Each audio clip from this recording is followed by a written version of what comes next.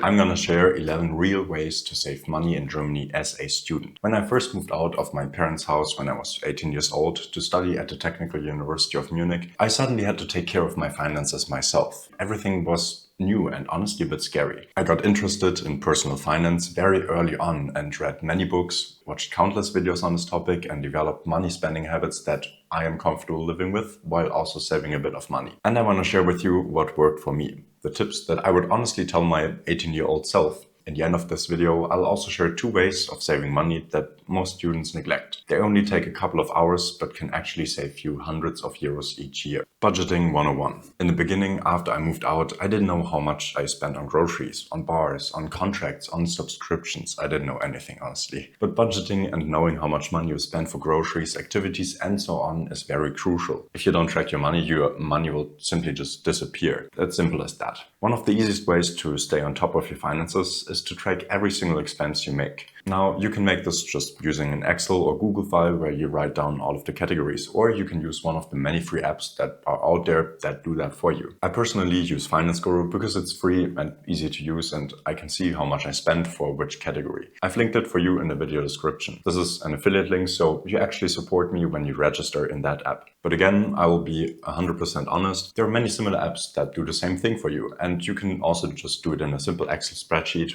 with a bit more of time. Now, I don't care how you do it. What is important to me is that you do it in some way, because this is the knowledge that you need for the other ways to save money later on. Now, once you start tracking, you can think about what you spend and be like, wow, last month I definitely spent too much on restaurants. Let me be a bit cautious this month on this one. Or sometimes you will find subscriptions of online tools or other things that you don't even use anymore that you then can cancel. The LAMP strategy. In my first semester, I was buying my groceries in one of the supermarkets, which is called Rewe, well, because it was the closest to my home. One day, when I was taking a different route than normal, I went to a different supermarket. And even though I bought the exact same things, basically, I had spent like 20 euros less. There was literally no difference, and this was the huge moment for me. Some of the supermarket chains are more expensive than the other ones. Rewe and Edeka are on the more expensive side, while Lidl, Aldi, Netto and Penny are your friends, because they are cheaper.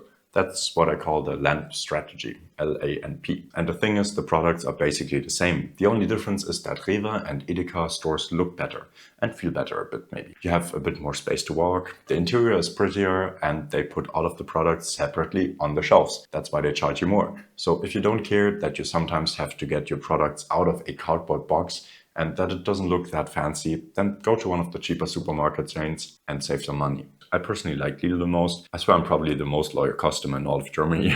But yeah, choose any of these. Transportation. Saving money on transportation is a quick tip. 2 sentences. Use the Germany ticket. You pay about 38 euros per month, depending on where you study, and you can then use unlimited local public transportation, so buses, trams, subway, and regional trains. Eating out and entertainment. This one is a bit controversial. Sorry if you hate me after this, but let's be real. Eating out in Germany is expensive. If you eat out, you'll easily spend 15 to 25 euros for a basic restaurant. Sports classes can cost you 10 to 20 euros, and going to clubs, bars, cinemas will also cost you at least 10 to 15 euros each time. You can absolutely do that, like there's no problem to that. It all comes down to knowing who you are and what you want to do. I personally don't see the point why I would spend money regularly on restaurants, clubs, because I don't enjoy it that much anyway, but you have to know for yourself. Instead, I meet up with people in a park to do a picnic. I take the trains that I can use for free to go hiking in the mountains, to enjoy the views, or going for a swim in a lake. I meet up with people to go running or playing volleyball or something else in a park. And instead of going out, I invite friends over to cook food together and then play board games or card games. This is probably a question of lifestyle, and yours can totally be different.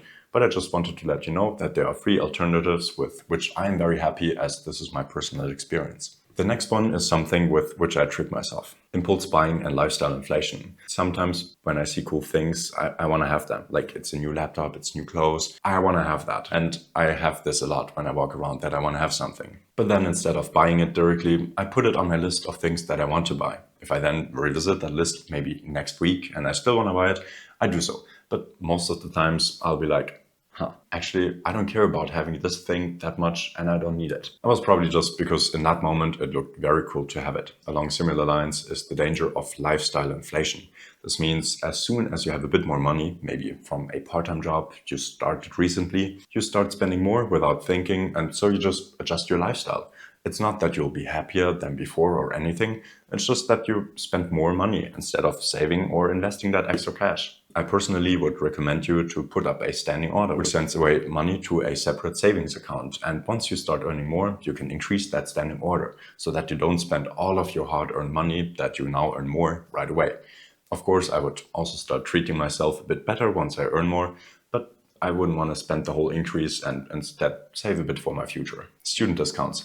This is another very quick one. Always ask for student discounts. Many places offer student discounts, but they don't advertise them unless you ask. Most museums have it, and also many other shops, like for example Apple stores, also have student discounts. Apps. Let's talk about 2 apps that can seriously save you money while living in Germany. First up, Too Good To Go. This app lets you buy leftover food from bakeries, supermarkets and restaurants, usually for just a few euros. You don't know exactly what you'll get, but that's part of the fun. It could be a bag full of pastries, sushi, or maybe a surprise grocery box, depending on whether you go to a supermarket or a bakery or a restaurant. It's not just cheap meals, it's also a great way to help reduce food waste. So yeah, I personally use it a lot since maybe 4 or 5 years ago for supermarkets, because in my opinion, those are the best deals. You'll pay like 4 euros and then you get a full bag of vegetables and fruits. The second app I use a lot whenever I need something is Kleinanzeigen. This is Germany's biggest second-hand marketplace, and the quality of the things are honestly very good. I've been using it already with my parents like 15 years ago, back then as a website, but still now I use it when I buy a new camera or a rice cooker or board games or basically anything that is more than like 30 or 40 euros. You can find everything there. Furniture, bikes, kitchen stuff, clothes, electronics. Some people even give things away for free in that Zu verschenken section. I got some shelves and other things for my prior room in that category. Big recommendation just to check there at least once before you buy something new. Bank accounts and financial services. I recently scrolled through my expenses just to know what I spent my money on, and I got surprised. I saw that my bank started charging me for my Giro card. That's a very common payment card in Germany. It's not much, but what did I do? I immediately canceled it. Because as a student in Germany, you don't have to pay for banks because there are many free options. Some have sneaky fees for things like Giro cards, like mine did, or maybe monthly maintenance if you don't hit a minimum deposit. Always read the fine print before you sign anything. I personally would recommend going with C24 or a similar online bank like N26, for example. It's free and very well rated. The link is also in the video description. The bottom line here is don't pay for having a bank account. There are free options. Housing. Housing is by far the biggest factor in how much you'll spend every month. I study and live in Munich, which is an amazing city, but unfortunately also the most expensive one. I pay about 600 euros for rent per month, 1 room. I get this question of, yes, 1 room. And if you think that's expensive, you're right, but also wrong. Because let me explain. It is expensive, and in smaller cities you would pay less. However, in Munich, the average rent for a room is actually 800 euros per month. So for Munich standards, it is very cheap what I got. And it saves me 200 euros per month compared to what the average person spends on rent for a room. If you want to save real money as a student in Germany, start by finding affordable housing. And here's the simple truth. Living in a WG, so a shared flat, that's what it's called in German, WG, is almost always cheaper than renting your own apartment. I know many people from abroad are not used to moving in with people they don't know yet, but I personally like it a lot. You instantly have social connections, and yes, it is also significantly cheaper. I cannot emphasize this enough, but start early with your housing search and know what you're doing. This is one of the biggest financial decisions as a student. Internet and utilities. Another hidden money drain most students don't think about right away is the internet and utilities. This is one of the things where you can save a lot by just spending an hour more. On average for internet you'll pay about 40 euros, but now I pay 10 euros because I found an offer with bonuses so that it was only 20 euros. And actually because my roommate and I split the cost, it's now only 10 euros each. Compare your internet contracts on a comparison website like Check24 to find the cheapest one. Then, even if you already have one, don't just stick with the first provider you find. In Germany, it's totally normal and smart to switch providers every 1 to 2 years. Why?